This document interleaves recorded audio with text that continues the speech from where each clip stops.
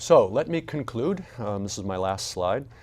Number one, there's fairly dramatic changes occurring in farm structure in sub-Saharan Africa.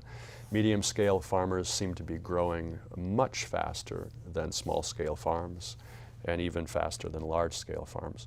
So despite major focus on large-scale land grabs, more farmland is owned now by medium-scale farms than by large-scale farms.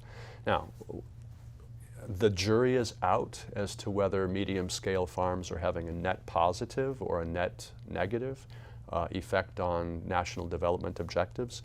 Many are arguing that these medium-scale farms, they produce great surpluses, which they are.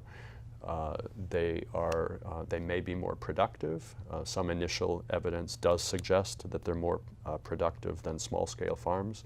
They tend to take up technology more so. But there's many, other questions that are unresolved about this. What are the employment effects?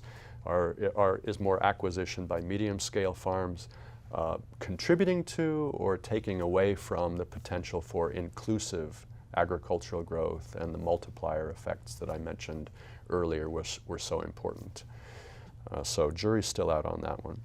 Number three, land controlled by medium-scale farms will overtake that of small-scale farms in most of the countries that we've analyzed so far.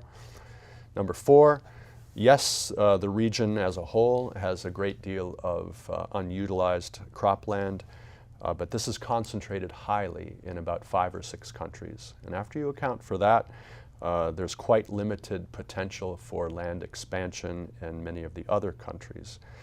So we need to disaggregate carefully when we're talking about sub-Saharan Africa's potential for land expansion and its potential to accommodate foreign investors in these countries. Number five, serious consideration is needed as to how agriculture can absorb 200 million rural-born Africans over the next 2 decades. If land is available to accommodate them, the transition, the structural transformation pathway may be more smooth, and if it's not available, there could be very serious consequences from that. And then the last is that security of land tenure, especially for women, can make a very big difference on many things: food security, nutrition, and so forth. So as more work comes online that is examining this question, the evidence base seems to be now fairly compelling that some fairly important benefits to national policy goals can be obtained if there's a more secure tenure structure, especially for women. So with those points, I would like to thank you for your attention, and goodbye.